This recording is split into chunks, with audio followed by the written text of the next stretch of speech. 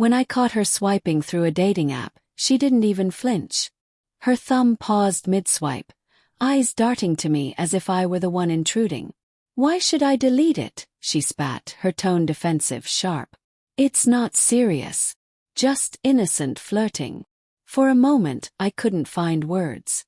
The air between us felt heavy, charged with disbelief.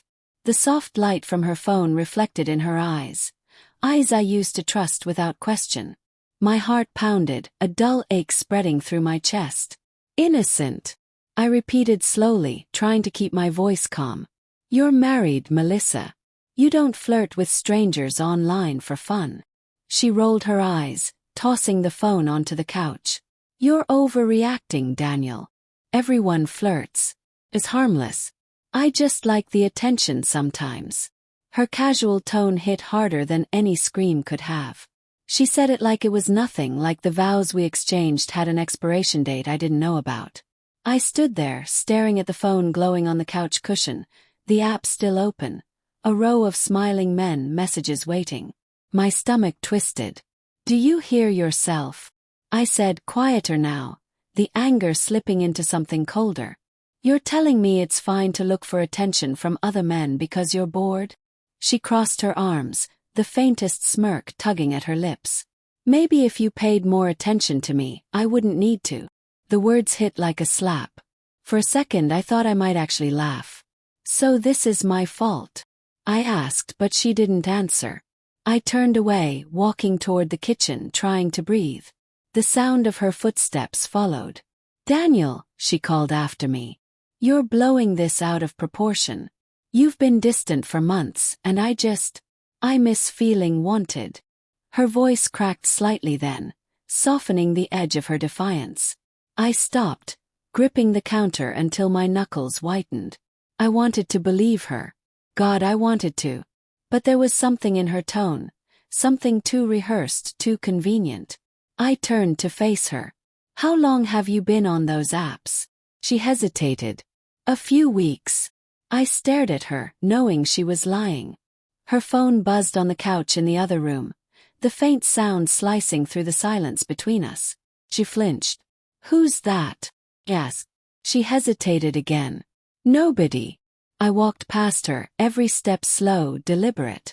The phone was still lit up. Notifications from Hinge. One from someone named Ben. I tapped the screen before she could stop me. The message read, "Last night was amazing. When can I see you again?" The room seemed to tilt. Melissa lunged forward, grabbing for the phone, but I held it out of reach. "Don't," I said, my voice shaking. "Don't lie to me right now." Her breath hitched, her eyes flickering with panic before settling into something else. Resignation. "It wasn't supposed to mean anything," she whispered. I laughed bitterly. "So it did happen." She looked down, tears beginning to form. "It was one time. I was drunk, lonely, and I just..." "Stop." I didn't want to hear the rest. Every word she said felt like another crack splintering through something I thought was unbreakable. I sat down heavily on the couch, the phone still in my hand. The light dimmed and went out, leaving only her reflection in the black screen. She stood a few feet away, arms wrapped around herself, crying quietly. "I didn't want to hurt you," she said through tears. I stared at her blankly.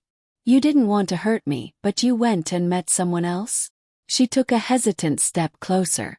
"I thought maybe if I felt wanted again, I'd stop resenting you. But it didn't work. I hate myself for it."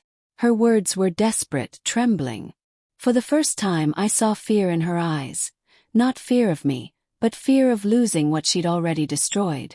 I wanted to yell, to demand answers, to make her explain why she chose him over everything we'd built.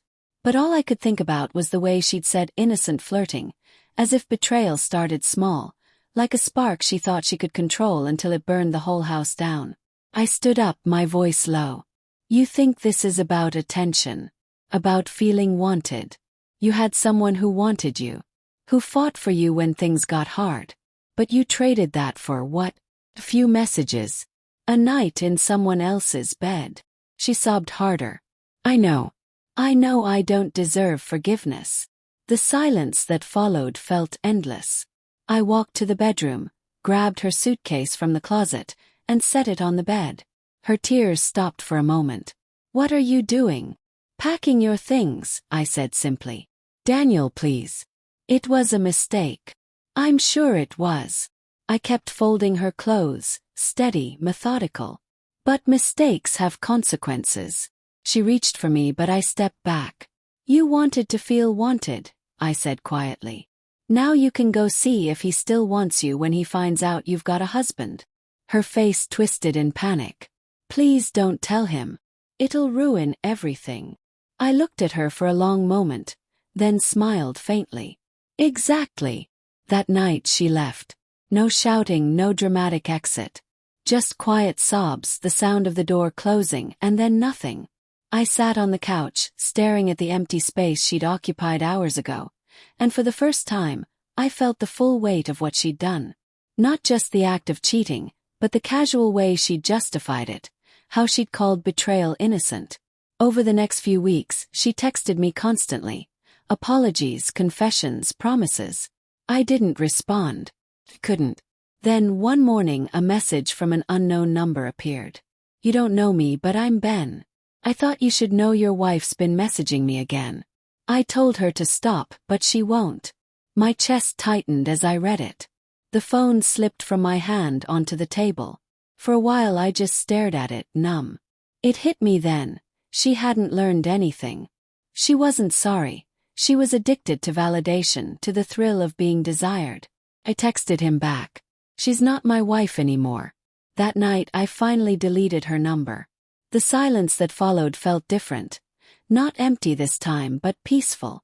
Weeks later I ran into her at the grocery store. She looked smaller somehow, thinner, her eyes tired. "Daniel," she said softly. "You look good." I smiled politely. "Thanks." She hesitated. "Do you ever think we could?" "No," I said, cutting her off gently. "I don't think we could." Her eyes glistened, but I didn't feel anger anymore. Just pity. As I walked away, I thought about the word innocent. How easily it had left her lips that night. How it had been her excuse for something that destroyed us. Some people call it flirting. Some call it validation. But I knew what it really was. It was the first lie she told herself before she started lying to me.